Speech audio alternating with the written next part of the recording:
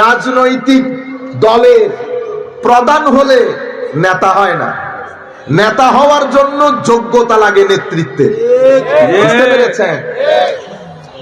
অফিসের মধ্যে বস যিনি, ইনিও নেতা। সকল বস নেতা হয় না, আবার সকল নেতাও নেতা হয় না। আপনারা বুঝতে পেরেছেন? বস আর নেতা দুইটার মধ্যে ফারাক কি? নেতা একটা আল্লাহ রাব্বুল আলামিনের পক্ষ থেকে আজিম গিফট, নেতৃত্ব গুণ। আপনারা বুঝতে পেরেছেন? টাকা দিয়ে আপনি অনেক কিছু করতে পারবেন, কিন্তু নেতৃত্ব গুণে বলিয়ান হয়ে নেতা হওয়া, এটা আমার আল্লাহর পক্ষ থেকে বান্দার প্রতি বিশেষ গিফট। নেতৃত্বের জন্য দুইটা মৌলিক জিনিস দরকার হয়, একটা এলম, একটা আখলাক। এলম এবং আখলাক বাদে নেতা হওয়া যায় না। দাবি করতে পারবেন, কি করতে পারবেন? দাবি। তা আমিও দাবি করতেছি না আমি মানুষ, কিন্তু আমি আমাকে মানুষ বললে হবে না। আমার আল্লাহ মানুষের যে বৈশিষ্ট্য বর্ণনা দিয়েছেন সেটা যদি আমার ভিতরে থাকে, আমি মানুষ। নতুবা আমি মানুষের আগে একটা অ লাগাইতে হবে, সেটা আমি এখান থেকে বলতেছি না। বুঝতে পেরেছেন? তো আমি আপনাদেরকে বলছি, যেমন রুয়ে জমিনের মধ্যে, আমি জাস্ট আপনাদেরকে বুঝার জন্য বলছি, আল্লাহ নবী সাল্লাল্লাহু আলাইহি ওয়াসাল্লাম বা সমস্ত আম্বিয়া কেরামকে দিয়ে আল্লাহ জাতির নেতৃত্ব দিয়েছেন, ঠিক না? সমস্ত আম্বিয়া কেরামের মধ্যে এই দুইটা জিনিস প্রধানত আল্লাহ দান করেছেন, এলম এবং আখলাক। আর সমস্ত নবী রাসূলদের মধ্যে এলম এবং চরিত্রের দিক থেকে আমার নবীকে বেমিসাল বানিয়েছেন। এটা আমার নবীকে বানিয়েছেন আল্লাহ অনেকটা মডেল। আপনারা অনেক আর্কিটেকচার ফার্মের মধ্যে ওনাদের যে বেস্ট মডেল, সেটা উনি একে অঙ্কন করে টেবিল ওই দেওয়ালের মধ্যে সাটিয়ে রাখে দেখানোর জন্য, এটা আমার মডেল। তো রুয়ে জমিনের মধ্যে অসাধারণ মানুষ, মানে যেই মানুষকে আল্লাহ স্রষ্টার সৃষ্টি জগতের মধ্যে আমার আল্লাহ বলছেন এটার কোনো মেসাল নাই, মানে আমার আল্লাহর কুদরতের পরিপূর্ণ বহিঃপ্রকাশ ঘটেছে আমার নবীর মধ্যে। সেই কারণে নবীকে ডিজাইন করে নামটাও আল্লাহ নিজে চয়ন করেছেন, মুহাম্মদ। মাওলা মুহাম্মদ কেন? যেই রাস্তা দিয়েই ঢুকবে তোমার মুখ দিয়ে আলহামদুলিল্লাহ বের হতে বাধ্য হবে। আমার নবীর প্রশংসা বারবার করবে, নবীর মাধ্যমে আমার প্রশংসা হয়ে যাবে। সেই কারণে আমার নবীর নামকরণই খুদ আল্লাহ করেছেন।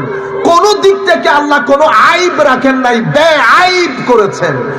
যেখান দিয়ে তাকাবেন কামাল হি কামাল, জামাল হি জামাল, পরিপূর্ণতা এবং সৌন্দর্য নজরে আসবে। বুঝতে পেরেছেন? এটা হচ্ছে আমার নবী হচ্ছেন আল্লাহর সৃষ্টি জগতের মধ্যে আল্লাহর মাধ্যমে সৃষ্টিকৃত the best form of creation ever that has been created by Allah Almighty। আল্লাহর মাধ্যমে যত সৃষ্টি হয়েছে আমার নবী বেস্ট ফর্ম, আমার নবী মডেল, আমার নবী মডেল। তো আমার নবীকে এলম যেটা দিয়েছে কুল কায়নাতের কাউকে দেয় না। আমার নবীর আখলাক যেটা, সেটাও কুল কায়নাতের আল্লাহ কাউকে দেয় নাই। আমার নবীর আখলাককে খুলুকে আজিম বলেছে, আমার নবীর এলমকেও আল্লাহ এলমে আজিম বলেছে।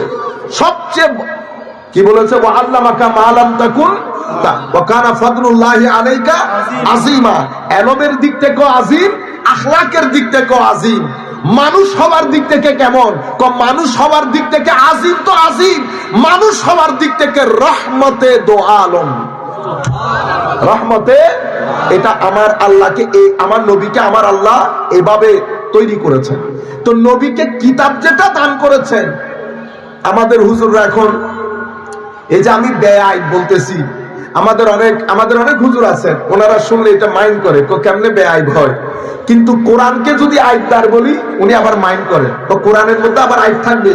তো কোরআনের মধ্যে যদি আইব না থাকে, তো কোরআন যার উপর নাজিল হয়েছে তার মধ্যে আইব থাকলো, আর আমার কোরআনের মধ্যে, এটা একটা কথা হইল। আপনারা বুঝতে পেরেছেন? তো আমি বলছি লাকাদ খালাকনাল ইনসানা ফি আহসানি তাকবীর। আসেন আমরা দেখি গ্রেড কিনা। আহসান এটা সুপারলেটিভ ডিগ্রি। আমরা আরবি, আমার তো এত আরবি জ্ঞান নাই, তবুও মুবালাগা বলেন আর কি আপনারা, মানে এটা বেস্ট। এটার উপরে আমার কাছে আর কোনো মডেল নাই হুজুর। আপনি আমাকে বলতেছেন হুজুর আমি ভালো মোবাইলটা, তা আমি বলছি যে আইফোনের এটা ফাইনাল ভার্সন, এর উপরে আর কোনো কিছু নাই। তো আহসান শব্দটি ব্যবহার হয় এই কারণে, লাকাদ খালাকনাল ইনসানা আল ইনসানা ফি আহসানি তাকওয়িম, আমি মানুষকে আহসানে তাকওয়িম দিয়ে গ্রেট স্ট্রাকচারাল যে ডেভেলপমেন্ট করেছি, একেবারে গ্রেট করেছি। এখন আমি আসলাম গ্রেড চেক করার জন্য, দেখি কে কে গ্রেড আছে। ও শুরুতে পড়ছে আবু জাহাল, শুরুতে ও এটা কি গ্রেড, দেখতে না মানুষের মতো। আমার আল্লাহ বলছেন না বান্দা বুঝো নাই, তুমি পরের আয়াত পড়ো নাই, সুম্মা রাদাদনাহু আছে, সুম্মা রাদাদনাহু আসফালা সাফিলিন, এরপরে নিচে যেতে যে তার নিচে যাওয়ার জায়গা নাই। মাওলা ডিসাইড কেমনে হয়? ডিসাইড হয় আমার নবী দাঁড়িয়ে, যে আমার নবীর হাতে হ্যাঁ বলবে ভালো, আমার নবীর হাতে না বলবে আসফালা সাফিলিন, আসফালা। এবার আপনি যেই হন, আজকের যুগের সুটেড বুটেড পিএইচডি হোল্ডারও যদি হন, আপনার যদি মনে হয় আমার নবীর মাধ্যমে আনিত বিধান এই যুগে প্রচলিত না, তো আসফালা সাফিলিন, আসফালা সাফিলিন। আপনারা বুঝতে পেরেছেন? এখন আপনি চেক করবেন কেমনে, এটা ভালো, এটা আরেকটু ভালো, এটা আরেকটু ভালো, এটা আরেকটু ভালো, ভালো ভালো করতে করতে আপনি শুরু করেছেন, ধরেন আপনাদের হযরত আবেদ শাহ মুজাদ্দিদি থেকে, আবেদ শাহ মুজাদ্দিদ আরেকটু পরে গেলেন, আরেকটু পরে গেলেন, তাবেঈন পর্যন্ত চলে গেলেন ইমামে আজম। ওয়াও, লাকাদ খালাকনাল ইনসানা ফি আহসানি তাকওয়িম। আপনি স্ট্রাকচারগুলো দেখতেছেন তো, বিল্ডিং এর স্ট্রাকচার, আল্লাহ আহসানে তাকওয়িম কেমনে বানাইলেন। আচ্ছা, ইমামে আজম নজরে আসতো, আপনি খালি ওয়াও বলতেছেন। প্রথমে জালালউদ্দিন রুমি নজরে আসছে, ইন্না লিল্লাহি, ওয়াও। ইমাম গাজালি আরো ওয়াও, ইমামে আজম আরো ওয়াও, আরো উপরের দিকে গেলেন ইমাম শাহাবি নজরে আসলো, আরো উপরের দিকে গেলেন সাহাবায়ে কেরাম, এরপরে খুলাফায়ে রাসূল আবু বকর সিদ্দিক, ফারুক আজম, উসমান গনি, আলী কাররামাল্লাহু ওয়াজহাহুল কারীম, আশরায়ে মুবাশশির, সবাইকে দেখে আপনি বললেন হ্যাঁ এটাই না লাকাদ খালাকনাল ইনসানা ফি আহসানি তাকওয়িম। কেন? কারণ ইনাদের বাহির যেমন সুন্দর, ইনাদের ভিতরও সুন্দর। কথা বলে ভদ্র করে, হাতে রাস্তার পাশ দিয়ে, পকেট থেকে নিজের খাওনের নাই, চাইছেন তো দিয়ে দিছে, সহযোগিতা করে, অসম্ভব নম্রতার সাথে মানুষের সাথে কথা বলে, দিনের বেলায় না খেয়ে থাকে, মানুষের পছন্দ অপছন্দকে গুরুত্ব দেয়, মানুষকে সহযোগিতা করে, মানুষের জন্য কাজ করে। আপনি বললেন হ্যাঁ এগুলা দেখতে মানুষের মতো হলেও এগুলা তো মানুষের মতো করে না, এটা ফেরেশতার আচরণ করে।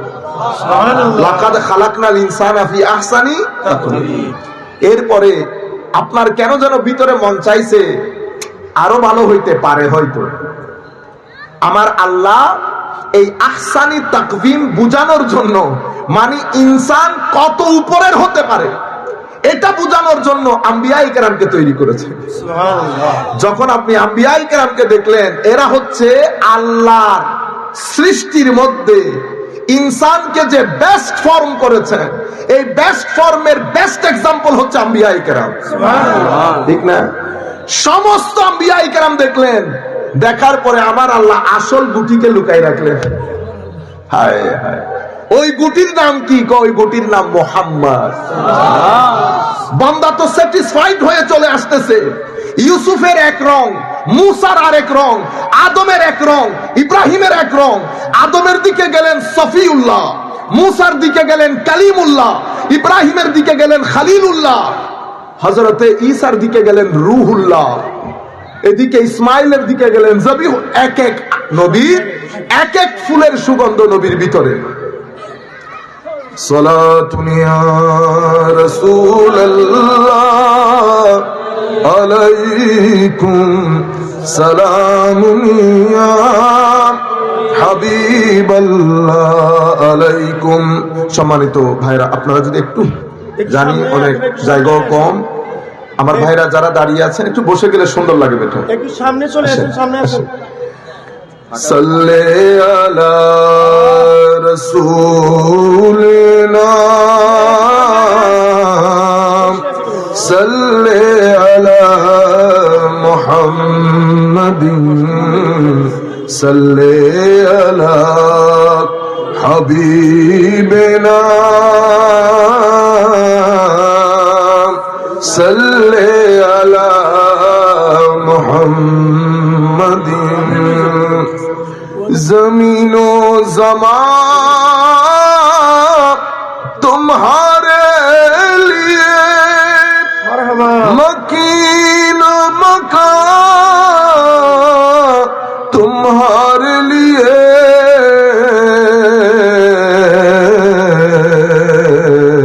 चुनियो चुना तुम्हारे लिए बने दो जहां तुम्हारे लिए सल्ले अला रसूलना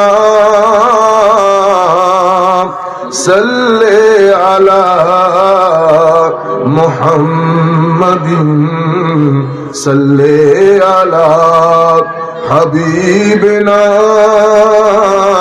सल्ले अला মুহাম্মাদিন।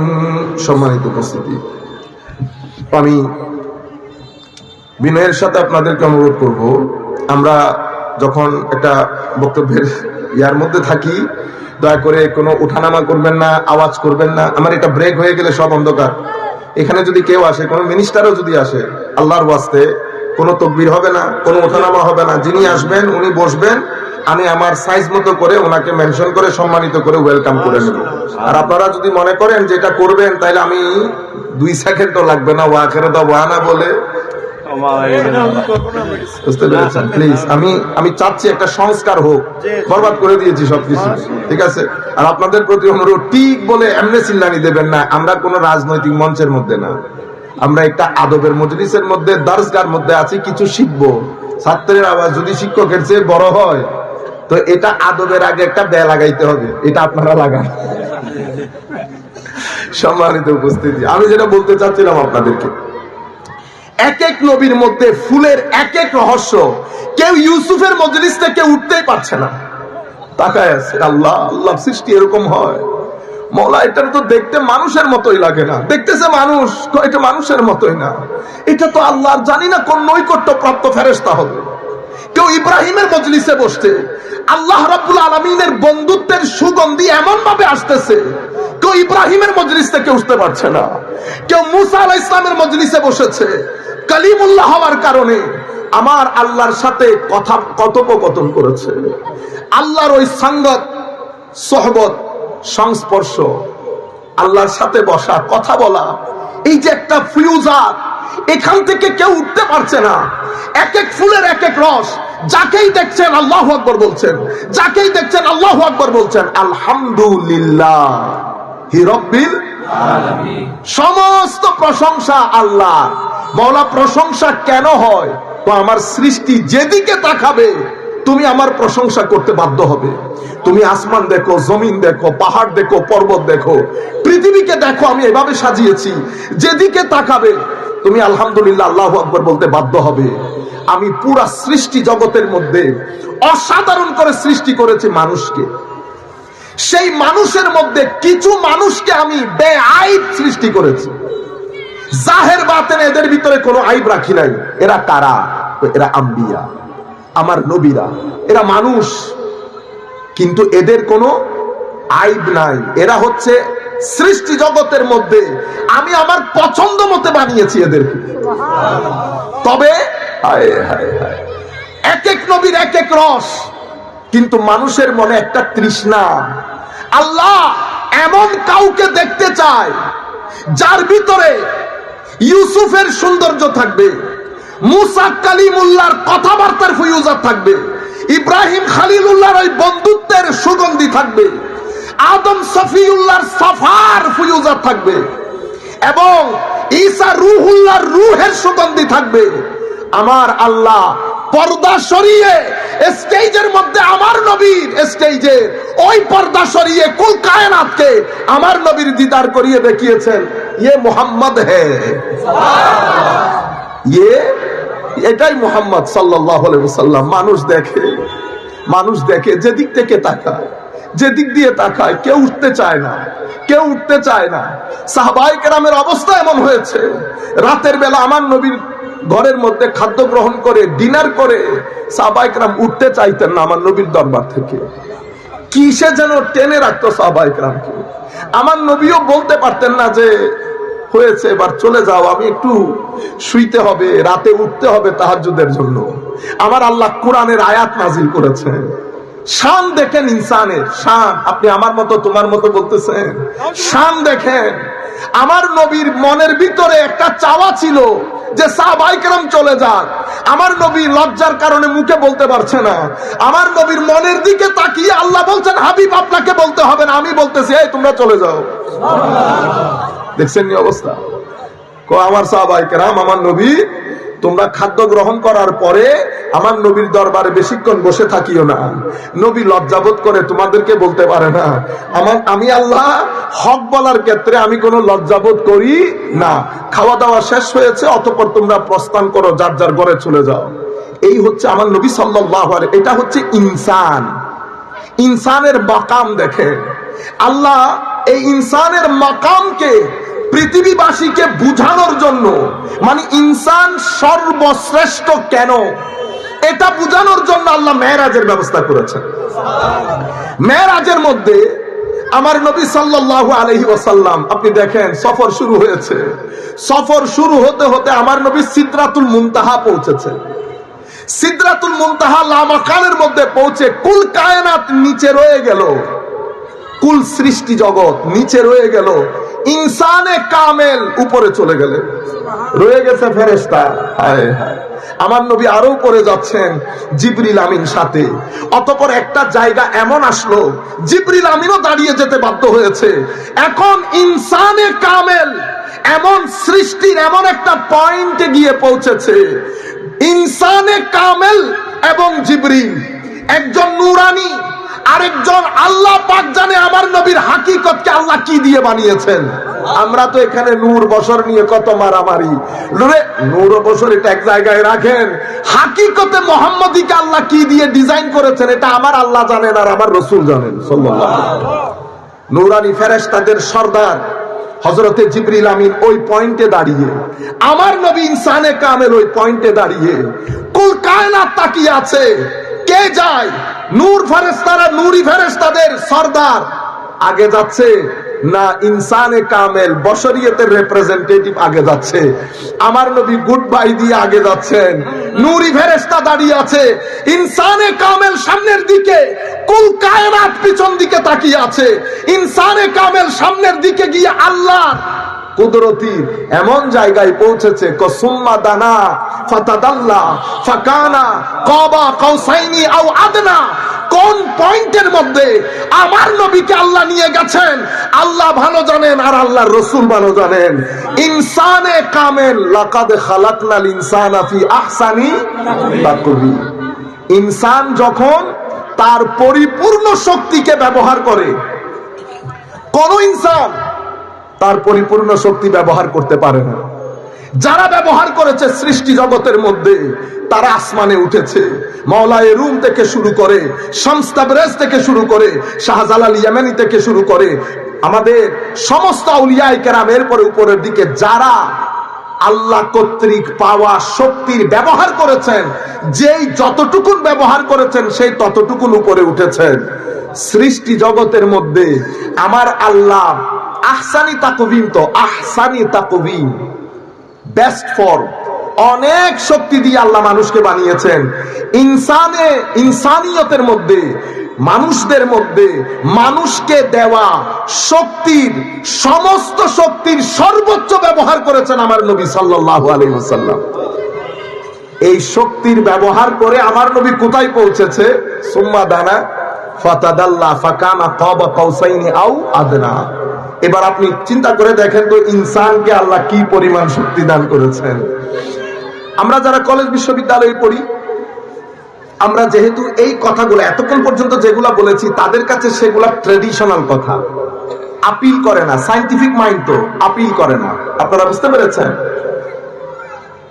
তারা বলতে আমরা ইমোশনাল মাইন্ডসেট, আমাদেরকে আপিল করে, ওনাদেরকে আপিল করে না।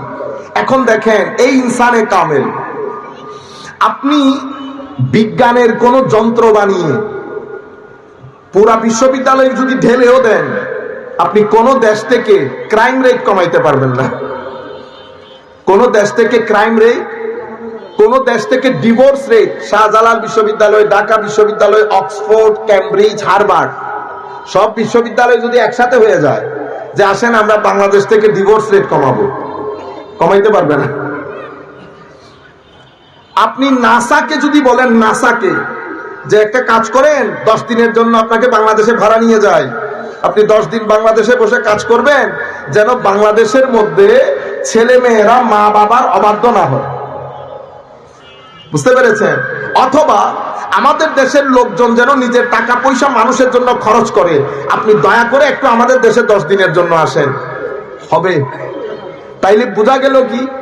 বোঝা গেল বিজ্ঞানের একটা ক্ষেত্র, বিজ্ঞানের একটা ক্ষেত্র আছে, আবার মানুষেরও আরেকটা ক্ষেত্র আছে।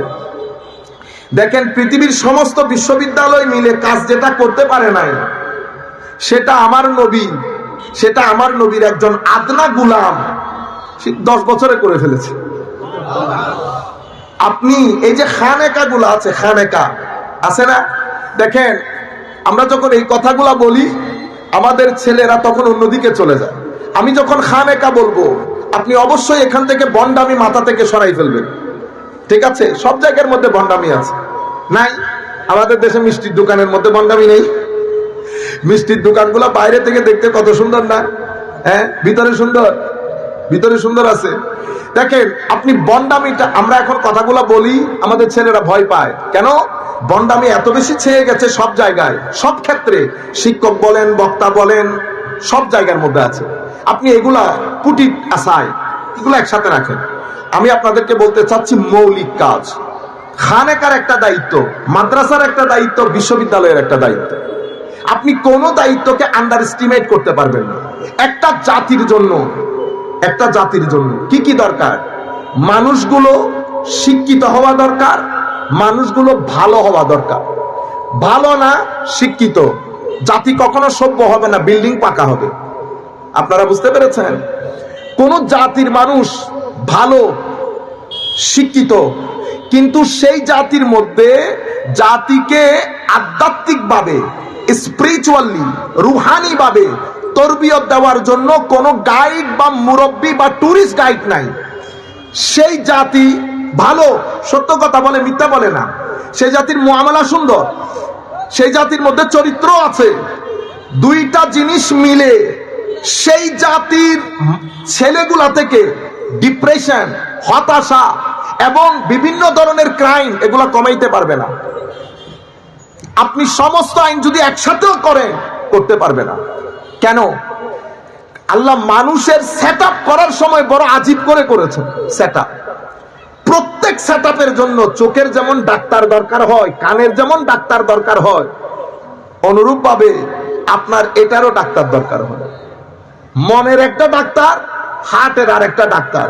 হার্টের ডাক্তার ব্লাডের পাম্পিং ঠিক হচ্ছে কিনা চেক করে, আর মনের ডাক্তার মনের খাদ্যগুলা সহি সালামতের ভিতরে যাইতেছে কিনা ওইটা চেক করে। আপনি দোকান করেন, ব্যবসা করেন, চাকরি করেন, সবকিছু করেন, এটা আপনার পেটের দায়ে করেন, ঠিক না? তো আপনার পেটের যেমন খাদ্য দরকার, আপনার মনেরও খাদ্য দরকার না? আমরা কি করি? পেটের খাদ্য দেই, মনের খাদ্য দেই না। আমি মূল যে কথা আপনাদেরকে বুঝাতে চাচ্ছি, এখানে বিশ্ববিদ্যালয়, এখানে সায়েন্স, এখানে মাদ্রাসা, এখানে খানেকা, কার দায়িত্ব কি? বিশ্ববিদ্যালয়ের দায়িত্ব।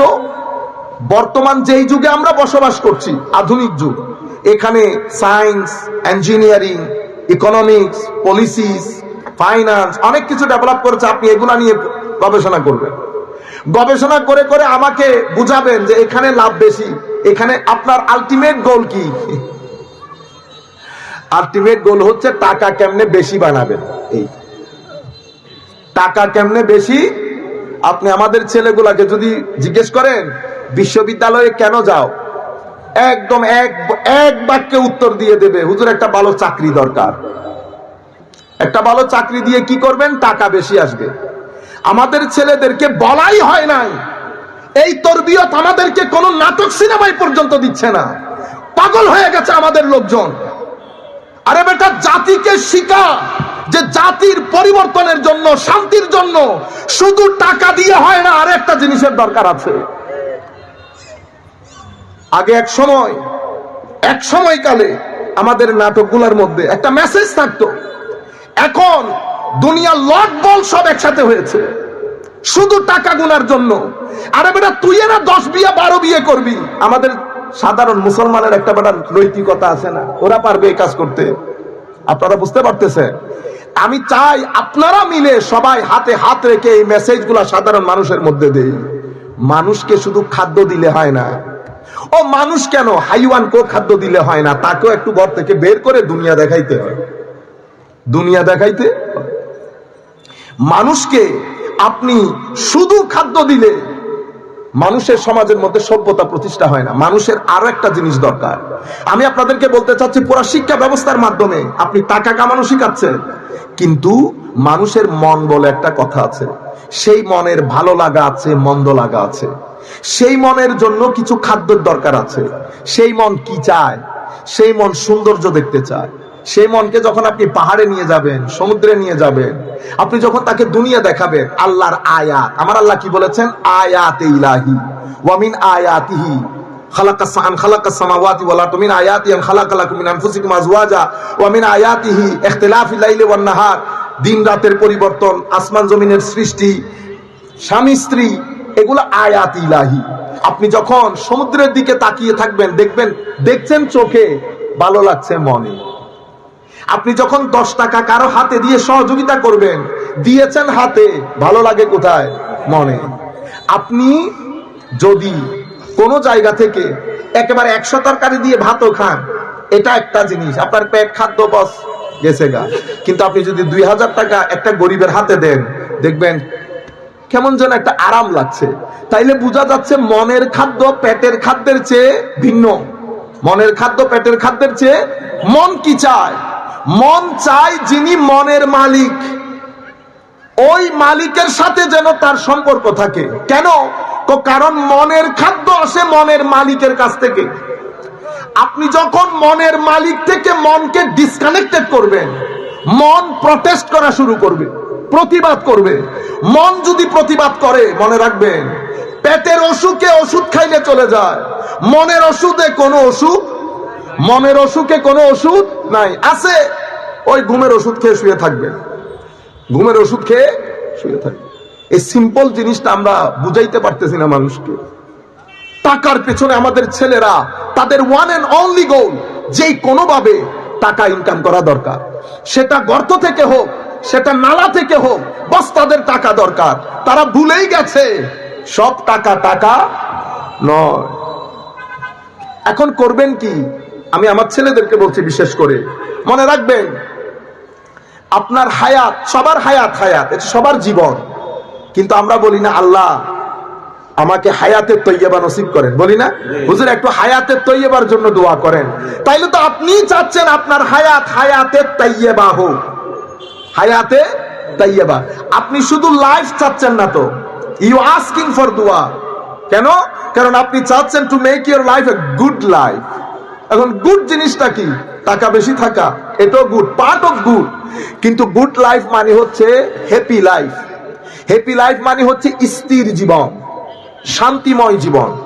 শান্তিময় জীবন কখন হয়?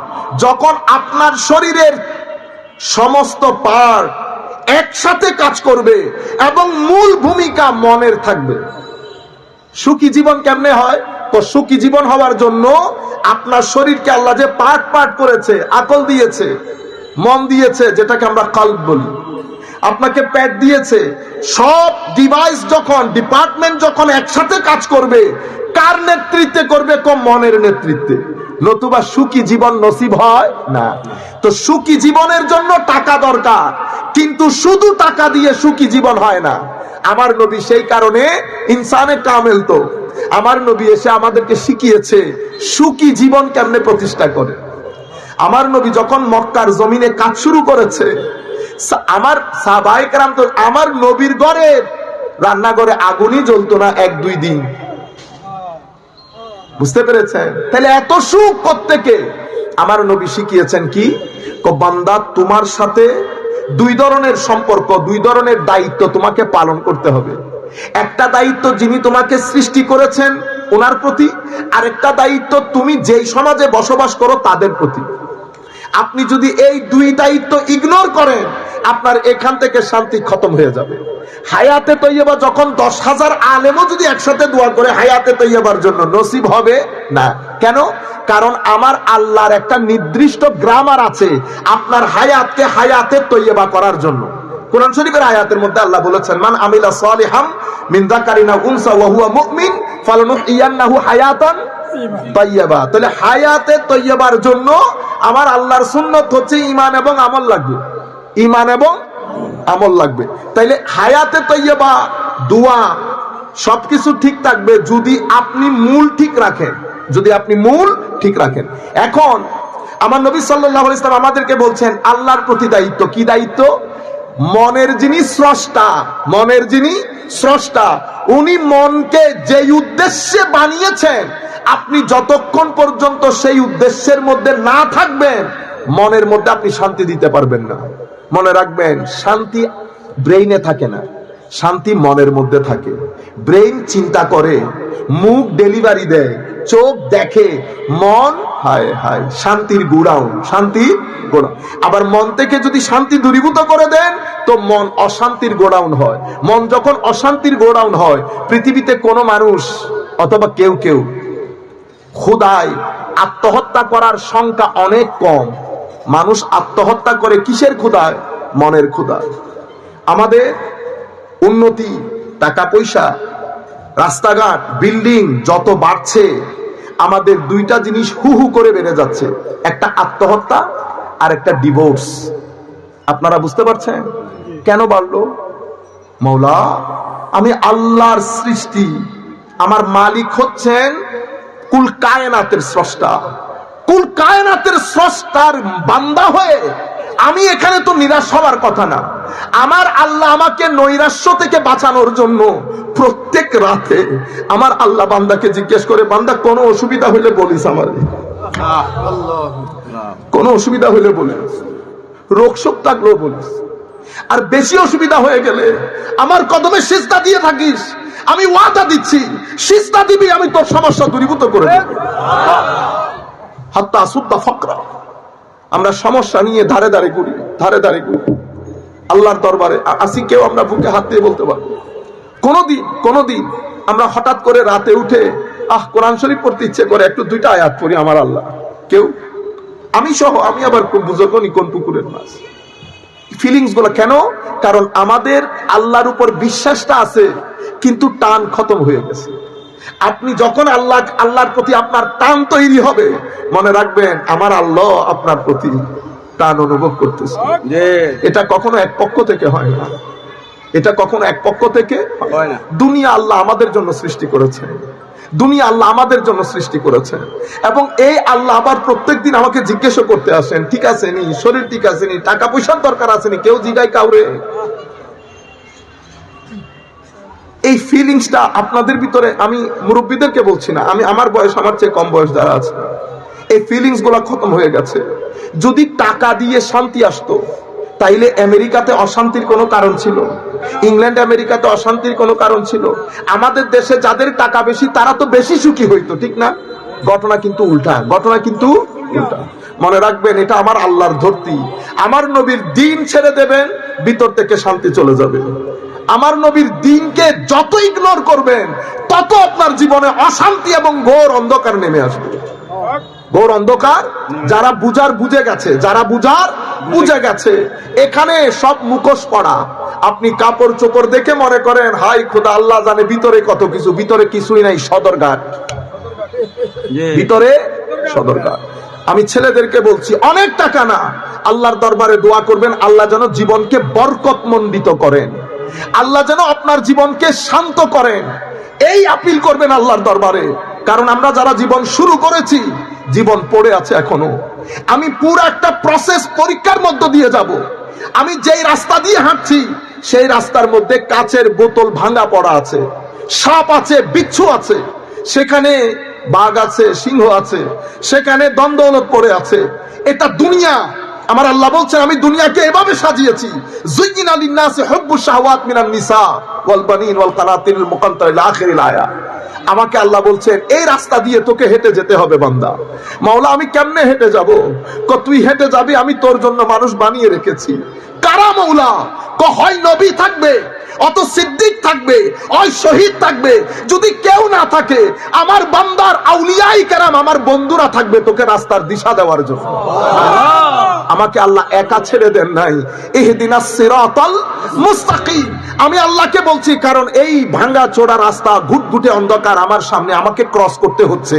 রাস্তার ওই পাশে সিরাতুল মুস্তাকিম। বাংলা আল্লাহ কেমনে যায়, কেমনে যায় এই রাস্তা? আমার আল্লাহ আমাকে প্রত্যেক নামাজের মধ্যে শিখিয়ে দিয়েছেন ইহদিনাস সিরাতাল মুস্তাকিম। আল্লাহ সিরাতুল মুস্তাকিম একটু পৌঁছিয়ে দেন, আমরা দেখিয়ে দেন এটা বলবো না মওলা, দেখানোর দরকার নাই, কারণ আপনি বলছেন দেখিয়ে দেন। তো দেখিয়ে দিলে শয়তান বলতেছে লা আকউদান্না লাহুম সিরাতাকাল মুস্তাকিম। শয়তান সিরাতুল মুস্তাকিমের উপর বসা আছে, পুরা ঘুটঘুটে অন্ধকার, যাব কেমনে? আমার আল্লাহ বলছেন বান্দা হয় নবী রেখেছি, নতুবা নবীর গোলাম ওয়ারিস ইলমে মুহাম্মাদি উলামায়ে রাব্বানি আউলিয়ায়ে কেরাম থাকবে, তারা তোমাদেরকে আস্তে আস্তে টেনে টেনে ওই রাস্তা পর্যন্ত পৌঁছিয়ে দেবে। ইহদিনাস সিরাতাল মুস্তাকিমের পরে আমার আল্লাহ বলছেন সিরাতাল্লাযিনা আনআমতা আলাইহিম, এটা নিয়ামত প্রাপ্ত বান্দাদের রাস্তা। আমি নিয়ামত সংগ্রাম, আমার খুব ইচ্ছে ছিল আজকে এই আয়াত নিয়ে কথা বলার, নিয়ামত কি, কিন্তু আমি মাহল আরেকটু বড় জমায়েত হলে হয়তো ইনশাআল্লাহ পরবর্তীতে। যাই হোক, আমি আপনাদেরকে বলতে চাচ্ছিলাম, তো নিয়ামত প্রাপ্ত বান্দা, ইহদিনাস সিরাতাল মুস্তাকিম বলার পরে সূরা বাকারার মধ্যে আমাদের দোয়া যে কবুল হয়েছে, আল্লাহ সূরা বাকারার মধ্যে বর্ণনা দিচ্ছেন, কি বলেছেন? আলিফ লাম মিম যালিকাল কিতাবু লা রাইবা ফীহি হুদাল লিল মুত্তাকিন। আমার আল্লাহ বলছেন, আল্লাহ সিরাতুল মুস্তাকিম দেখান, পৌঁছিয়ে দেন মাওলা। সবাই দোয়া করছে, কুল কায়নাত বলছে সিরাতুল মুস্তাকিম, সিরাতুল মুস্তাকিম। আমাদের দোয়া কবুল হয়েছে, রেজাল্ট আউটও করেছেন আল্লাহ। কি বলেছে? হুদাল লিল মুত্তাকিন। বান্দা হেদায়েত শুধু মুত্তাকিনদের জন্য। মাওলা তো আমরা কই, কুল কায়নাত বলছে ইহদিনাস সিরাতাল মুস্তাকিম। পণ্ডিতই দেখাইছে নবী আমার মতো তোমার মতো, আল্লাহ কিন্তু বলতেছেন হুদাল লিল মুত্তাকিন, হেদায়েত মুত্তাকিনদের জন্য। কোরআন সবাইকে হেদায়েত দেয়, সবাই কোরআন থেকে হেদায়েত নিতে পারে না। হেদায়েত নেওয়ার জন্য রিকোয়ারমেন্ট হচ্ছে মুত্তাকি হতে হয়, মুত্তাকি হতে হয়। যাই হোক, আমাদের মাওলা, তাহলে আমরা কই যাব? আমরা তো আর ওই হাইটের লোক না। মাওলা মুত্তাকি কারা? যাদের ঈমান আছে। কেমন ঈমান? কেমন ঈমান? ঈমান দুই ধরনের, একটা মুখে মুখে, একটা অন্তরে অন্তরে। মুখে মুখে কোনটা? হায় হায় হায়, হযরতে হাসান রাদিয়াল্লাহু তাআলা আনহুকে জিজ্ঞেস করা হয়েছিল। এটা ইবনে কাসির বলেন, কুরতাবি বলেন, ওই যে ইন্নামাল মুমিনুন সূরা আনফালের আয়াত নাম্বার 2 না। আমি এমনিতে ওই চ্যাপ্টার ম্যাপ্টার এগুলা বলি না, বুঝছেন? দরকার নেই, যারা মাদ্রাসার ছাত্র আছে এরা বুঝবে, বুঝতে পেরেছেন? ভার্স নাম্বার 2, চ্যাপ্টার নাম্বার 1, এটা আল্লাহ রাব্বুল আলামিন কেউ কাউকে মুখস্থ, আমাদের লোকজন মনে করে কি এটা যারা করে আল্লাহ রাব্বুল আলামিন তাদেরকে আরো বরকত দান করুক, এটা অনেক বড় গুণ, এটা অনেক বড়। আপনারা আবার আন্ডার এস্টিমেট করিয়েন না, আমি আন্ডার এস্টিমেশনের জন্য বলছি না, আমি আপনাদেরকে বলছি যে এটা কালচার না, মানে আমাকে এটা বলতেই হবে, বুঝতে পেরেছেন? কারণ সাধারণ মানুষকে আমি ডাক্তারি করার সময় কি ডাক্তারের বইয়ের কথা বলে যে আমি এই ওষুধটা আপনাকে অমুক বই থেকে দিচ্ছি? এটা হয় কখনো? আপনি যখন ইকোনমিক্সের থিওরি মারেন ইয়ার মধ্যে, টকশোর মধ্যে, তা আমাকে কখনো ইকোনমিক্সের বইয়ের কথা বলেন? আপনি যখন সায়েন্টিফিক থিওরি মারেন আমাকে কখনো রেফারেন্স দিছেন? এটা কে বলছে? এটা রেফারেন্স দিবে কেন? কথা বলতেছি, আপনার যদি মনে হয় যে আপনি এটা ফার্দার চেক করবেন, আপনি চেক করে নেন, যে কোনো একজন আলেমকে জিজ্ঞেস করলে হয়, ঠিক আছে? যাই হোক, আমার কথা আবার অন্যদিকে চলে যাবে।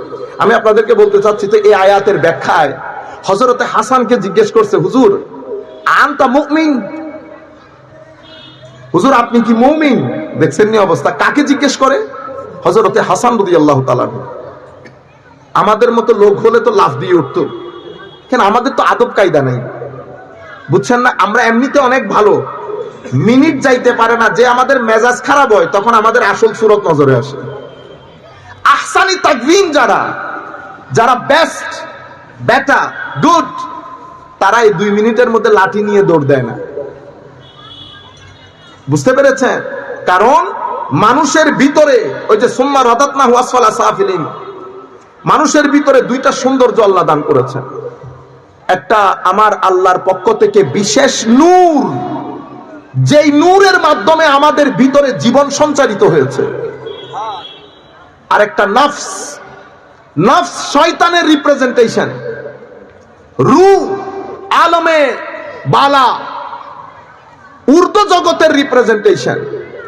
রূহ মানুষকে উপরের দিকে নিয়ে যেতে চায়, নফস মানুষকে নিচের দিকে নিয়ে যেতে চায়। আমি কেমনে বুঝবো আমার উপর কর্তৃত্ব কার? নফস চাইবে আপনার চোখ দিয়ে এমন জিনিস দেখেন যেটা দেখলে আমার আল্লাহ নারাজ হয়ে যায়, যেটা দেখলে আপনার ভিতরের জগৎ অন্ধকার হয়ে যায়, যেটা দেখার কারণে আপনার রুকু এবং সিজদার যোগ খতম হয়ে যাবে। নামাজ, কত সপ্তাহে নামাজ পড়ে পড়ে আসছে বান্দা, নামাজ থেকে মন উঠে গেছে, পড়তে ইচ্ছে করতেছে না। কখন জোহর কাজা হয়ে গেছে, কখন আসর কাজা হয়ে গেছে বলতেই পারবে না। কেন?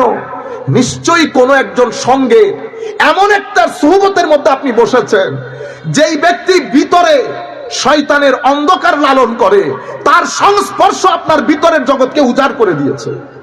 আপনি গোলাপ ফুলের গাছের মধ্যে গরম পানি মেরে দিয়েছে। কেমনে বুঝবেন? নামাজে প্রথমে নামাজ থেকে মন উঠে যাবে, যখন বসবেন মনে যেন জোর করে নামাজ পড়তেছেন, সিজদার মধ্যে বেশিক্ষণ থাকতে ইচ্ছে করবে না, নামাজ ছোট ছোট সূরা দিয়ে পড়ে ফেলতে ইচ্ছে করবে। তখন বুঝবেন আপনার ভিতরের জগতের মধ্যে গরম পানির ছিটা পড়েছে। সাথে সাথে কি করবেন? তওবার নামাজ পড়বেন, ওযু করবেন, আল্লাহর দরবারে কেঁদে কেটে বলবেন, আল্লাহ দুনিয়ার জমিন কার কার সাথে বসি, কে কি রকম আমি তার জানি না, মওলা তুমি আমার সৌন্দর্য আমাকে ফেরত দিয়ে দাও, আমার সৌন্দর্য আমাকে ফেরত দিয়ে দাও। দুনিয়া বড় দারুণ জায়গা। আমার আল্লাহর এশক যার ভিতরে আছে, রাসূলে পাকের এশক যার ভিতরে আছে, আউলিয়ায়ে কেরামের নিসবত যার ভিতরে আছে, সত্যিকার আউলিয়ায়ে কেরামের নিসবত যার ভিতরে আছে, এই দুনিয়া তার জন্য অনেক সুন্দর দুনিয়া। সেই দুনিয়ার মধ্যে থেকে আরেক দুনিয়ার জন্য ব্যাকুল হয়ে যায়। কেন? কারণ তাকে আমার আল্লাহ বলেছেন, বান্দা সাক্ষাৎ যদি আসল সাক্ষাৎ চাও তো দুনিয়া ক্রস করে আসতে হবে। এই দুনিয়ার মধ্যে কোনো হতাশা নাই, না পাওয়ার বেদনা নাই, এই দুনিয়ার মধ্যে দুঃখ ক্লেশ নাই, এই দুনিয়ার মধ্যে কোনো অভিযোগ নাই, এই দুনিয়ার মধ্যে কোনো অহংকার নাই, হিংসা নাই, বিদ্বেষ নাই। এই দুনিয়া আশকের দুনিয়া, আদবের দুনিয়া, মহব্বতের দুনিয়া, তাজিমের দুনিয়া, আদবের দুনিয়া, তাওয়াক্কুলের দুনিয়া, ওয়ারার দুনিয়া, তাকওয়ার দুনিয়া, তাওয়াদুয়ের দুনিয়া, খৌফের দুনিয়া, খশিয়াতের দুনিয়া, ওয়ারা, তাকওয়া, রেদা, সবর, শুকর, তাওয়াদু সবকিছুর দুনিয়া। এই দুনিয়ার মধ্যে মানুষ কোনো কারণ ছাড়া হাসে, কোনো কারণ ছাড়া কাঁদে। এই দুনিয়ার মানুষ অনেক স্যাক্রিফাইসিং। আপনি যদি বাংলাদেশের স্বাধীনতা রক্ষা করতে চান, মনে রাখবেন সুটেড বুটেড লোক দিয়ে না, এই আশেক লোকগুলা দেখবেন বাংলার জমিন যদি কখনো হুমকির সম্মুখীন হয়, এরাই সামনের কাতারে দাঁড়িয়ে যাবে। যারা সলিড ভাষায় বাংলায় কথা বলে, যারা সলিড ভাষায় কুমিল্লার আঞ্চলিক ভাষায় কথা বলে, ইংরেজি জানা লোক ফা করে বাইরে চলে যাবে। আমাদেরকে অনেকে বাঙালিয়ানা শিখায়, টিভির মধ্যে বলে হুজুররা উর্দুর মধ্যে কথা বলে, হুজুররা উর্দুর মধ্যে কথা বলে, আপনি কি বাংলায় বলেন? বুকে হাত দিয়ে বলেন, যতগুলো মানুষ আমাদেরকে দেশপ্রেম শেখাতে আসে, প্রত্যেক ব্যক্তির ছেলে বাইরে, তারা ঘরের মধ্যে ইংরেজি ভাষায় কথা বলে, তারা কাঁটা চামচ দিয়ে খায়, তারা চাইনিজ খায়। আমরা এই যে আমাদেরকে যারা দেখছেন গামের গন্ধ বের হয়, আমরা এই শুটকি দিয়ে ভাত খাই। বুঝতে পেরেছেন? বাংলার মহব্বত বলেন, ভাষার মহব্বত বলেন, আল্লাহর ইজ্জতের কসম দুনিয়া দেখবে বাংলার জমিনের প্রতি কেউ যদি চোখ তুলে তাকায়, প্রথম কাতারে পাবেন এই মোল্লা মুসলগুলাকে। আর আপনারা রয়ে গেলেন যারা ভাষার নেফাকত ভিতরে লালন করে, যারা আমাদেরকে মহব্বত, আমাদের মহব্বত নিয়ে সন্দেহ প্রকাশ করে, আপনারা কিন্তু বিসমিল্লাহ করে বাইরেই চলে যাবেন। বুঝতে পেরেছেন? যাই হোক, আমি যেটা আপনাদেরকে বলতে চাচ্ছিলাম, কথা এক জায়গা থেকে অন্য জায়গা চলে যাচ্ছে। আপনি কেমনে বুঝবেন? আপনি নফসের তাড়নার মধ্যে রয়ে গেছেন, আপনি গ্রাম পরিবর্তন করতে পারেন না। যখন দেখবেন আপনার চোখ উল্টা জায়গায় চলে যাচ্ছে, আপনার কান গীবত শুনতে পছন্দ করে, আপনার কান এমন এমন জিনিস শুনতে পছন্দ করে, যেই জন্য আমার আল্লাহ আপনার কান বানান নাই। এভাবে আপনি চোখ বলেন, কান বলেন, নাক বলেন, মুখ বলেন, পেট বলেন। আপনি হাত দিয়ে আইল কেটেছেন, আইল কেটে আপনার জায়গাকে বাড়ালেন। আপনি নিঃসংক চিত্তে বুঝতে পারবেন আপনি এখনো পর্যন্ত নফসের আওতাভুক্ত রয়ে গেছেন। আপনি শয়তানের প্ররোচনায় কাজগুলা করছেন। আপনি যখন নেফাকত করবেন, আপনি যখন মিথ্যা বলবেন, আপনি যখন মানুষের সামনে অতি চালাকি দেখাবেন, মানে কেউ বুঝতেছেন আপনি বহুত চালাক, চালাক আপনি না, চালাক আপনি না। আরেকটা কাজ করবেন, পৃথিবীর মানুষকে কখনো চালাকি দেখাতে যাবেন না। কেন? কেন? আমার আল্লাহর লাগে বেশি সেটা। কারণ কি? কারণ এটা আমরা তো আল্লাহর বান্দা। আপনি আমাকে ধোঁকা দিতে পারবেন, আমার যিনি মালিক ওনাকে না।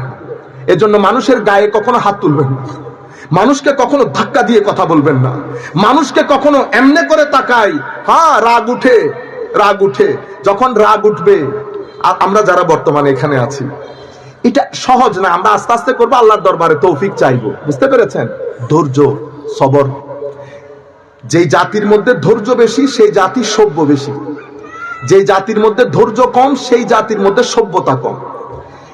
যখন ধৈর্য বাড়ে তখন আপনি সেই জাতির রাস্তাঘাটে দেখলে বুঝবেন এই জাতির মধ্যে সভ্যতা আছে, এই জাতির মধ্যে ধৈর্যও আছে। যখন রাস্তাঘাট দেখবেন পৃথিবী মানুষ কতটা সভ্য, সেটা যে কোনো একটা দেশের রাস্তাঘাট দেখলে বুঝতে পারবেন। আপনি শুধু রাস্তার মধ্যে গিয়ে 1 মিনিট দাঁড়িয়ে বুঝতে পারবেন এই দেশের মানুষ কতটুকুন সভ্য। আপনি বুঝতে পেরেছেন?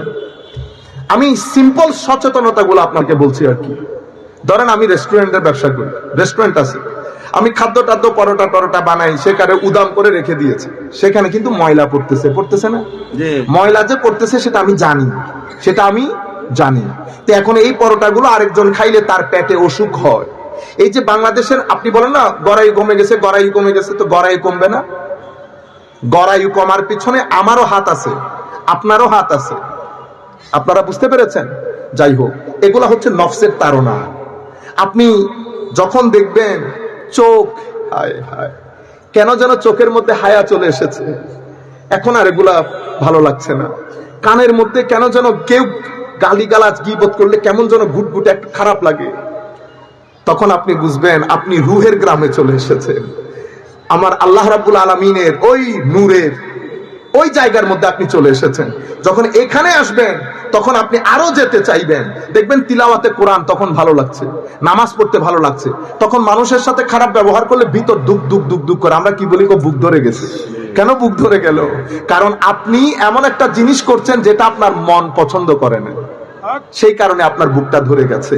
তো এই জায়গার মধ্যে আসতে হলে, এটা ধরে রাখতে হলে, কারণ এটা তো কণ্টকাকীর্ণ রাস্তা। আপনি এখন ওই গ্রাম থেকে বের হয়ে এই গ্রামে আসতেছেন। এই যে আমি আপনাকে বলেছি এই দুনিয়া, এখানে এখানে কাচের কিছু ভাঙা চোরা পড়ে আছে, সাপ, বিচ্ছু, বাঘ, সিংহ, টাকা পড়ে আছে। আমি যখন যাচ্ছি পিছন থেকে একজন আমাকে ডেকে বলতেছে, উম্মত সাবধান। কি বলেছে? উম্মত সাবধান। যিনি ডাক দিয়েছেন ওনার নাম মুহাম্মদুর রাসূলুল্লাহ। আমার আল্লাহ পবিত্র কোরআনের মধ্যে কি সুন্দর করে বলছে দেখেন, রব্বানা ইন্নানা সামি'না মুনাদিয়ান ইউনাদি।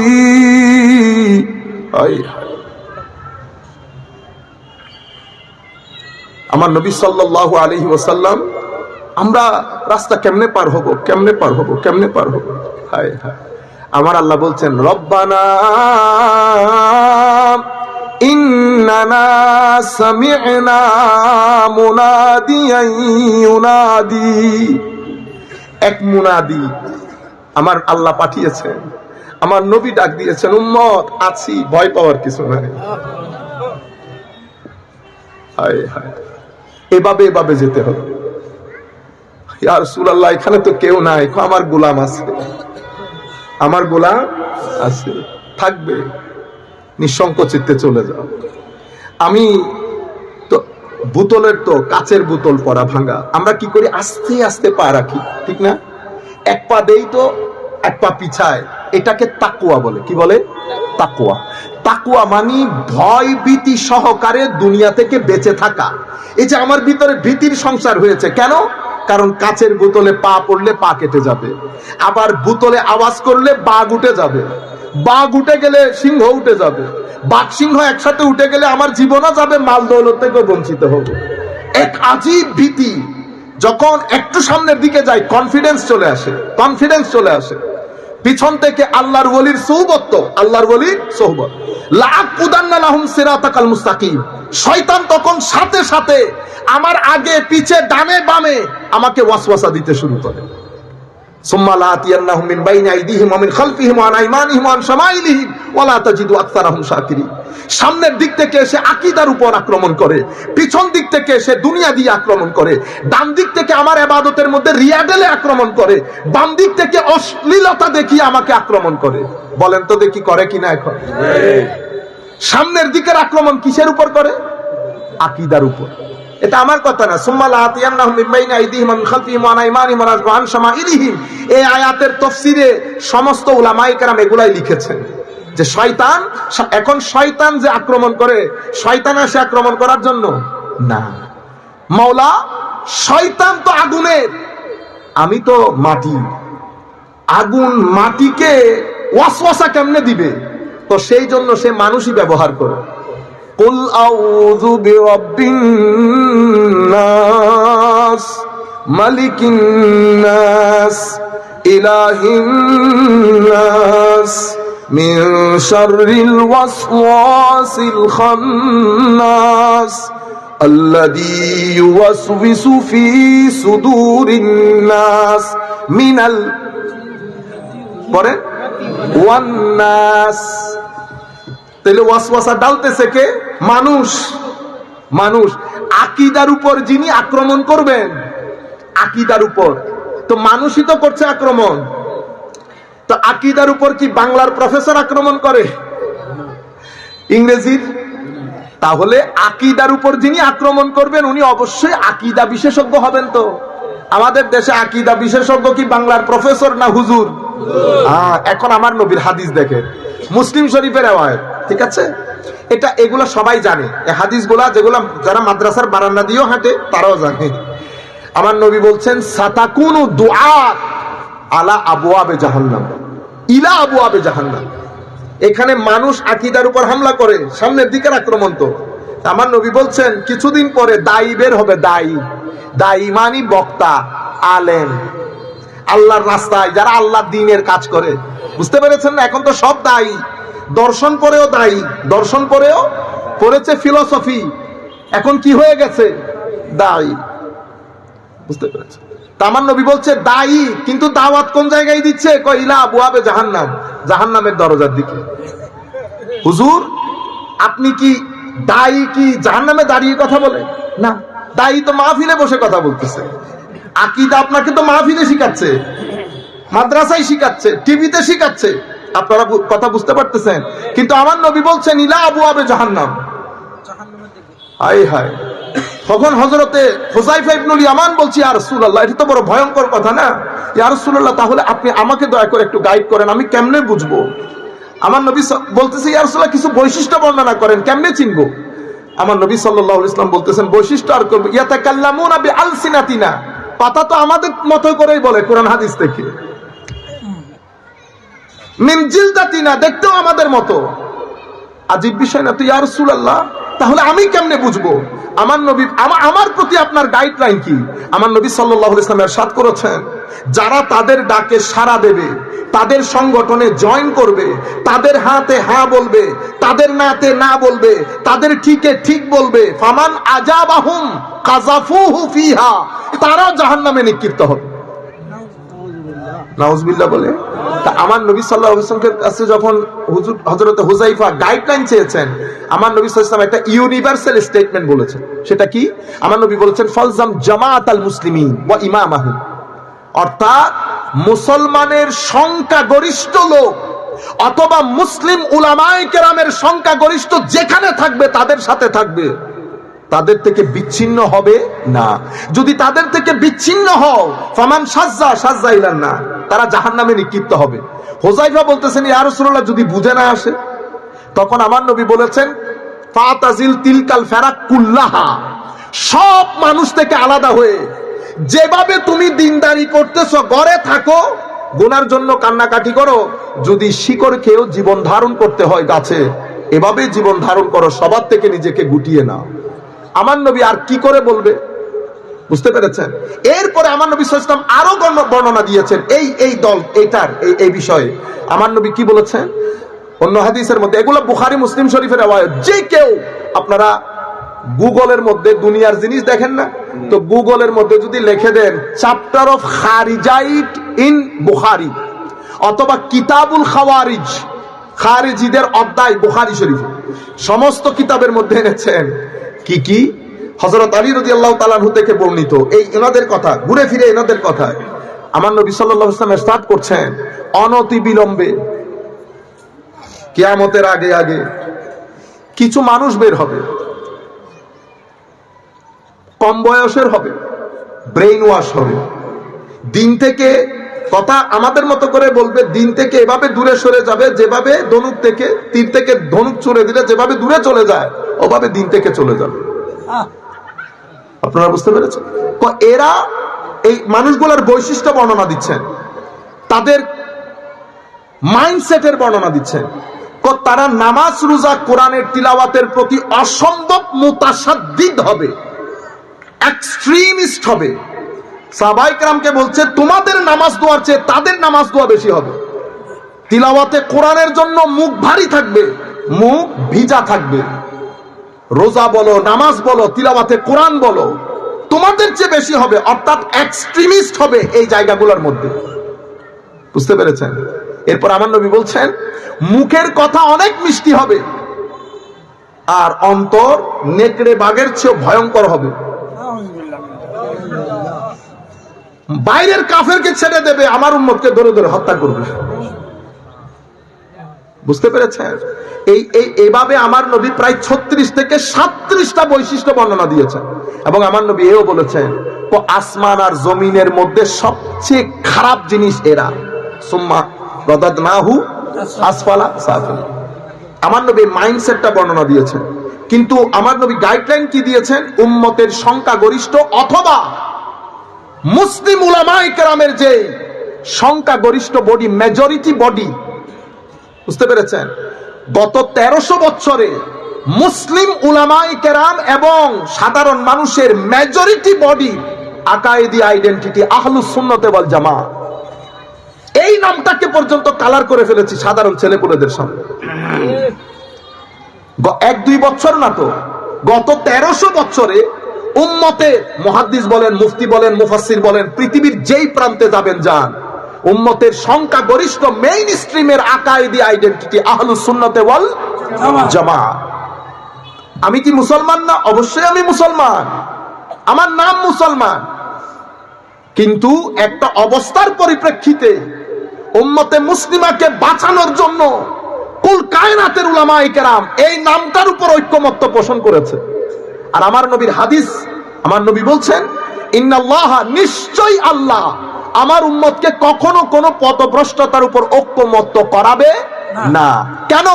কারণ আমার নবী মাসুম, বেগুনাহ, কোনো খাতা নাই, বেআইব। ইয়া রাসূলুল্লাহ, আপনি দুনিয়া থেকে চলে যাওয়ার পরে আমরা যদি বেআইব, আমরা যদি এই ধরনের কোনো কিছু চাই, তো আমরা কার কাছ থেকে শরীয়তের ফতোয়া নেব? আমার নবীর এই ফুয়ুজাত দেখেন, আমার নবীর এই মাসুমিয়তের ফুয়ুজাত উম্মতেরও নসিব হয়েছে, একার না। কি বলেছে আমার নবী? আমার নবী বলছেন উম্মত যখন কোনো কিছুর উপর ঐক্যমত্য হয়ে যাবে, আমার আল্লাহর কুদরতির এবং রহমতের হাত থাকবে ওই ঐক্যমত্য অভিমতের উপর। তারপরে আমার নবী কি বলে দিয়েছেন? কোন মুজতাহিদ আমার উম্মতে যদি গবেষণা করে, আচ্ছা আমি গবেষণা করলে হবে? আমাকে একজন এখান থেকে, আমার মনে হয় এই সচিব হিসেবে, সচিব বা সহকারী সচিব হিসেবে রিটায়ার্ড করেছেন আমেরিকার মধ্যে, আমার সাথে উনি আমাকে বলতেছেন হুজুর আমি অনেক গবেষণা করে দেখেছি। আচ্ছা, মাথা ঠন করে ধরেছেন, কি বলেন গবেষণা করে? কি গবেষণা করে দেখেছে? তাসাউফ বিষয়ক উনি অনেক গবেষণা করে দেখেছে। আমি অনেকক্ষণ চুপ ছিলাম, কারণ গায়ে লাগতেছে তো। গবেষণা আপনার ঘরে বসে 3টা বাংলা বই পড়লে এটাকে গবেষণা বলে না। গবেষণা অনেক বড় জিনিস। গবেষণা কি? গবেষণা হচ্ছে যেই একটা গবেষণার সূত্র থাকে, গবেষণার সূত্র থাকে, ওই সূত্রকে সামনে রেখে ওই প্যারামিটারকে সামনে রেখে যে বিষয়ে গবেষণা করছেন, ওই বিষয়ের বইপত্র, ওই বিষয়ের গবেষণা আপনার সময় পর্যন্ত যা কিছু হয়েছে, গবেষণাও আছে, বইপত্র আছে, দুইটা একসাথে করে আপনি যদি ওই জ্ঞানের সমুদ্র হয়ে যান, তখন আপনাকে গবেষক বলে। আপনাদের ওয়াজের গবেষক, আন্তর্জাতিক গবেষক, কি বলে, বিশিষ্ট গবেষক, বিশিষ্ট কলামিস্ট, এগুলো মাহফিলের মধ্যে ছাড়ে, সুন্দর লাগে করে। বা আপনি যখন একজন শিক্ষকের সাথে বসে আপনি কথাটা বলবেন, তা আপনি মেপে টেপে কথা বলতে হবে না। আমি ওনাকে আন্না পেরে বলতেছি, আল্লাহ হুজুর স্যার, আপনি কিছু মনে না করলে আপনি তাসাউফের একটা বইয়ের নাম বলেন আমাকে, যেটা আপনি শুরু থেকে শেষ পর্যন্ত পড়েছেন। আমি আপনাকে বাংলা বইয়ের কথা বলতেছি না, আমি আপনাকে বলতেছি তাসাউফের যে রেফারেন্স বুক, সেই রেফারেন্স বুক থেকে একটা বই বলবেন যেটা শুরু থেকে শেষ পর্যন্ত পড়েছেন। আমি তো আসলে আরবির লোক না, আল্লাহ মাইনো দা, আপনি আরবির লোক না, তা আপনি বলতেছেন স্যার আপনি গবেষণা করে দেখেছেন। এই কথাগুলো আল্লাহর ওয়াস্তে বলবেন না, এগুলো খুব গায়ে লাগে, সব জিনিসকে হালকা করে ফেলতেছি। এরপরে আপনারা আমাদের মতো কতগুলা জাহেল মূর্খকে তুলে ধরার সময় ও আল্লামা, ও আন্তর্জাতিক, তো মানুষ কি মনে করে আন্তর্জাতিকের সাইজ এটা নি। তো আমি যখন আসল আন্তর্জাতিককে বসাই দেই, ও মজলিস থেকে উঠে চলে যায়। চলে যাচ্ছেন কেন? উনি বড় আন্তর্জাতিক, তখন দেখছি আন্তর্জাতিক আগে। বুঝতে পেরেছেন? এটা অবশ্য বলা উচিত হবে না, তবুও বলি। আমাদের এখান থেকে একজন আলেম গেছেন, আমাদের বাইরা যারা চুল, বুঝলি, আচ্ছা, চুল কেটে ফেলেন আমাদের বাইরা অনেকে, বুঝতে পারতেছেন না আমি কি বলতেছি? তো উনি আমাদের এখানে তো সবাই মুফতি, ঠিক না? তো উনি গেছেন আজারে, এটা হচ্ছে আমাদের চোখের দেখার কথা বলতেছে। আজার মসজিদে গেছে, আসরের নামাজ পড়েছেন। তো ওনার লোকজন ওনাকে পরিচয় করিয়ে দিয়েছে আজারের দুইজন শাইখের সাথে। তো পরিচয় আল মুফতি, কি বলেছে? মুফতি অমুক। এরা তো অবাক হয়ে গেছে, মুফতি মানি ফেকার সমুদ্র। ডক্টরদের মাথা হালকা হয়ে গেছে না, মুফতি। তা ওনারা একেবারে ভিআইপি প্রটোকল যাকে বলে আর কি। এখন এত প্রটোকল দিছে, সে আর এটা নিতেও পারতেছে না। আপনি যদি আমারে বলেন হুজুর পিএইচডি, হুজুর অমুক, হুজুর, তা আমার একটা সহ্য ক্ষমতা আছে না, কতটুকু নিতে পারবো। এখন হুজুর ভিআইপি প্রটোকল নিয়ে বের হওয়ার সময় হুজুরের একটা লাল রুমাল ছিল, হ্যাঁ, ওইটা নিয়ে মসজিদের বাইরে এসে বিছাইছে, আমার মাদ্রাসার জন্য কিছু থাকলে একটু দিবেন। আপনারা বুঝতে পারছেন? আপনারা পুরো বরবাদ করে দিলেন না নামটা। এখন এটা একটা মুসলিম দুনিয়ার মধ্যে করেছেন বিদায় আমাদের বাংলাদেশের বদনাম হয়েছে। আপনি যদি সেটা কোন নন মুসলিমের কাছে করতেন, আমার নবীর গায়রতে দিন বরবাদ হয়ে যেত না। সে কি মনে করতে এটাই নি মুসলমান? আরেক ভদ্রলোক এখান থেকে আমার নিজের সাথে, ইংল্যান্ডের মতো, আমি একটা ফার্মে জব করি, তখন এখান থেকে গেছে, বুঝতে পারতেছেন তো আমি কার কথা বলতেছি। এখান থেকে গেছে বড় আলেম, বড় জন। আমার চেয়ারম্যান আমাকে ডেকে বলতেছে তোমার বাংলাদেশ থেকে, চট্টগ্রাম থেকে, চট্টগ্রামের বড় প্রতিষ্ঠানের বড় জন আমাকে বলতেছে তোমার চট্টগ্রাম থেকে একটা লোক আসছে। আমি তো দেখে, আমি মাস্ক পরে, আমাকে জিজ্ঞেস করতেছে আপনি কি চট্টগ্রামের? আলাম না, আমি জন্ম চট্টগ্রামের, আমি চট্টগ্রামে থাকি না, কারণ আমি তো চিনতেছি। ওরা আমাকে বলতেছে তুমি একটু বিভিন্ন ফ্যাক্টরিতে নিয়ে যাও, উনি রোজার মধ্যে টাকা তুলতে গেছেন। আমার তো বুঝতেছেন না, শুধু হার্ট ফেল করার বাকি। এক ফার্মে গেছি, মুসলমানের ফার্ম মুসলমানের হলে তো লাভ না, ওখানে কাজ করতেছে সব ইংলিশ। সে বেল দেয়, আমাকে বলে আপনি একটু কথা বলেন। আল্লাহ না, আমি পারবো না, আপনি কথা বলেন। আমি বেটা বাপের কাছ থেকে টাকা চাই না, মানুষের কাছ থেকে টাকা চান। দিছে, ওই বলতেছে how can I help you. তারা যেভাবে কথা বলে আর কি, আমি কিভাবে সহযোগিতা করতে পারি। হুজুরের কথা দেখেন, আসসালামু আলাইকুম ওয়া রাহমাতুল্লাহ, কারে সালাম দিছে এখন? ও ইংলিশকে। ও বলতেছে ইন্টারকম, তো বাইরে ইন্টারকম দিয়ে এমনি চাপ দিছে, ওখানে ভিতরে দরজা খুলে দেওয়ার জন্য ও সালাম দেয়। ও বলতেছে আমি কিভাবে সহযোগিতা করতে পারি, কেন এসেছেন? হুজুরে বাইরে থেকে, আসসালামু আলাইকুম ওয়া রাহমাতুল্লাহ, I came from Chittagong. We need some money.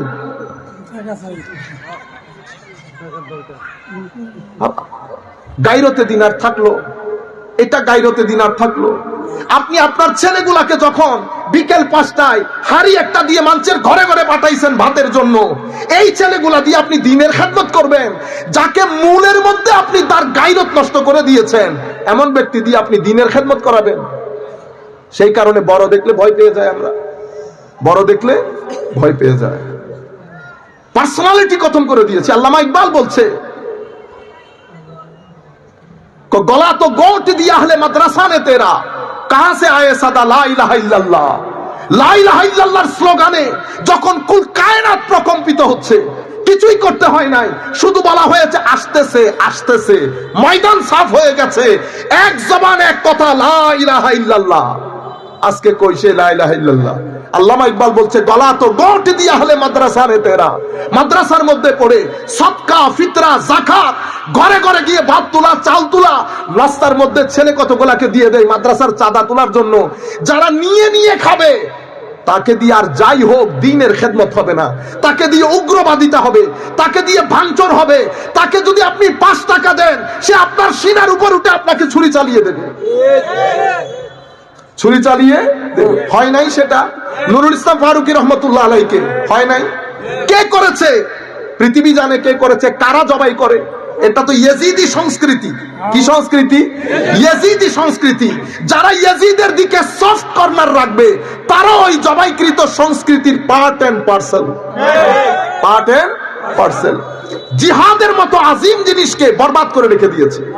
কেউ জিহাদের নামই শুনতে পারে না, আর কেউ জিহাদকে সন্ত্রাসবাদীদের দিকে নিয়ে গেছে, আজিম একটা জিনিসকে।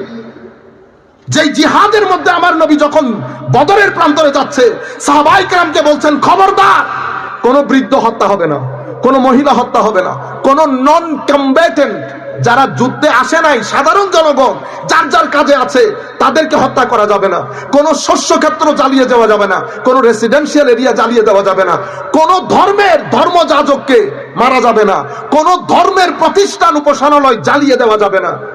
আমার নবী 1300-1400 বছর আগে যুদ্ধের আদব শিখিয়েছেন। আজকে আপনি জিহাদের নাম দিয়ে বোমা মেরে মানুষ উড়াই দেন নাই? সবাই কি কমব্যাটেন্ট ছিল? সাধারণ মানুষজনের ইমোশন আপনারা গ্রহণ করেন কি? আমাদের উপর জুলুম করেছে। মনে রাখবেন, এক যুদ্ধের মধ্যে হযরতে হারেসা রাদিয়াল্লাহু তাআলা আনহু, আনসারী সাহাবী, বলছে, যুদ্ধের মধ্যে ছিলাম। হযরত হারেসা বলছে, আমি নিজের চোখে দেখেছি এরা আমার অসংখ্য ভাইকে শহীদ করতে।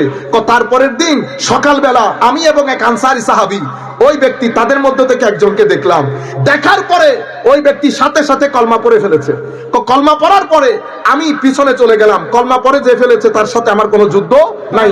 হযরত হারেসা বলছে, সে ভয় করে কলমা পড়েছে। আমি তো তাকে ছাড়ছি না। আমি গত রাতে অনেক ভাইকে হত্যা করতে দেখেছি। লা ইলাহা ইল্লাল্লাহ পড়ার পরও হযরত হারেসা হত্যা করে। হত্যা করার পরে যুদ্ধে জয়লাভ করে যখন মদিনা শরীফ ব্যাক করে, যুদ্ধে ওনারা মদিনা শরীফ ফেরত আসার আগে খবর আমার নবীর দরবারে চলে যায়, হযরত হারেসা এক মানুষকে কলমা পড়ার পরও হত্যা করেছে। যখন হযরত হারেসা জানতে পেরেছে যে আমার নবীর দরবারে খবর পৌঁছে গেছে, হযরত হারেসা আল্লাহর নবীর দরবারে যায়। আমার নবী শুধু হারেসাকে বলে, তুমি এই মানুষটাকে হত্যা করলা কালমা পড়ার পরে। হযরত হারেসা বুঝানোর চেষ্টা করতেছে আল্লাহ রাসূলকে, ইয়া রাসূলুল্লাহ, এই ঘটনা ঘটেছে, এভাবে ঘটেছে। আমার নবী বলছে, না, আতাকতালহু বাদান ক্বাল লা ইলাহা ইল্লাল্লাহ কাতালতাহু, তুমি তাকে লা ইলাহা ইল্লাল্লাহ বলার পর হত্যা করলা। ইয়া রাসূলুল্লাহ, উনি এই করেছেন, উনি তার আগের দিন। আমার নবী শুধু এই কথাই ইউকাররিরুহা, আমার নবী এই কথাই বারবার তাকরার করছেন, বারবার বলছেন, হারেসা, কলমার পরেও তুমি তাকে হত্যা করে দিলা, শাহাদাতের পরেও তুমি তাকে হত্যা করে দিলা। হযরত হারেসা বলছেন, আমার মনে হচ্ছে কাশ আমি যদি ওই দিনের আগ পর্যন্ত ইসলামই কবুল না করতাম, আমাকে এই যুদ্ধের ময়দানে যেতে হতো না। এরপরে আমার নবীকে বলছে, হুজুর আমার জন্য আল্লাহর দরবারে দোয়া করেন। তখন আমার নবী বলছে, হারেসা, তুমি লা ইলাহার পরেও তাকে হত্যা করে দিলা। কিয়ামতের ময়দানে এই মানুষ যদি লা ইলাহা ইল্লাল্লাহ নিয়ে আল্লাহর দরবারে ওঠে, তোমার জবাব কি হবে? আপনারা আজকে জিহাদের নাম দিয়ে কথাই কথাই মানুষজনের মধ্যে উত্তেজনা তৈরি করেন। মানুষের ভিতরে ক্ষোভ আছে, রাগ আছে। সবার ফাইন্যান্সিয়াল স্ট্যাটাস এক ধরনের না।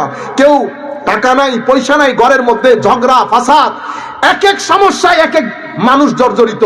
আপনি এই খেটে খাওয়া মানুষগুলাকে 2 টাকা 10 টাকা দিয়ে আপনি যদি ফুসলে তুলেন, উগ্রবাদিতার দিকে নিয়ে যান, জাতিকে কন্ট্রোল করা যাবে? জাতির মধ্যে আইন শৃঙ্খলা পরিস্থিতি ভালো রাখা যাবে? যাবে। সেই কারণে একটা জাতির জন্য, সত্যিকার দিন প্রচারের জন্য ঢাকা বিশ্ববিদ্যালয় যেমন দরকার, তার চেয়ে বেশি দরকার খানেকা। যেই জাতি খানেকা তুলে দিয়েছে, সেই মুসলিম জাতির দেশ থেকে দ্বীনের রূহ বরবাদ হয়ে গেছে, শুধু জিসিম রয়ে গেছে। দুবাইতে যারা থাকে, আরব বিশ্বের কুয়েতে যারা থাকে, কাতারে যারা থাকে, জিজ্ঞেস করে দেখেন জুমাবাদে কিছু আছে? আছে? জুমার নামাজ পড়েছেন? খতিব কি খুতবা দিচ্ছে, খুতবার সাথে তার কোনো রূহ নাই। খুতবা রেডি করে দিয়েছে, উনি শুধু পড়ে শেষ করেছেন। আর আমার ভাইরা ঢুকতেছে মোবাইল নিয়ে নিয়ে। আর আমাদের দেশের মতো না, আমাদের দেশে তো প্রত্যেকদিন মারামারি লাগতো। আমি বেচারা গেছি সামনে, আমার সামনে 3 জন দাঁড়াইছে। ওরে ভাই একটু সরে দাঁড়া, আমি একটু দেখি খুতবা কে দেয়। না, ও দাঁড়াই মোবাইল চেক করতেছে। আমাদের দেশে হইলে মারামারি লাগতো না। বস খতিব সাহেব উনি একামত দিচ্ছেন, মুয়াজ্জিন খতিব সাহেব নামাজ 2 রাকাত পড়ছে, আপনি সালাম ফিরাইয়া কিছু পড়তেই পারেন নাই, বের হওয়ার হুড়োহুড়ি। রুহে দিন বরবাদ হয়ে গেছে। যখন দিনের রূহ বরবাদ হয়ে যায়, চোখের পানি শক্ত হয়ে যায়, মুছে যায়, সবকিছু দিনের শরীরটা থেকে যায়, রূহ আর থাকে না। সে কারণে আমাদের সমাজে নামাজেরও শরীর আছে, রূহ নাই। রোজার শরীর, রূহ নাই। রোজার মধ্যে কই তাকওয়া পরহেজগারি, কই আমার তারাবি, কই অন্যান্য কিছু। আমি আছি ইফতারি নিয়ে, আমি আছি ঈদের বাজার নিয়ে। নামাজের মধ্যে দৌড়াদৌড়ি, নামাজের মধ্যে রূহ খতম হয়ে গেছে।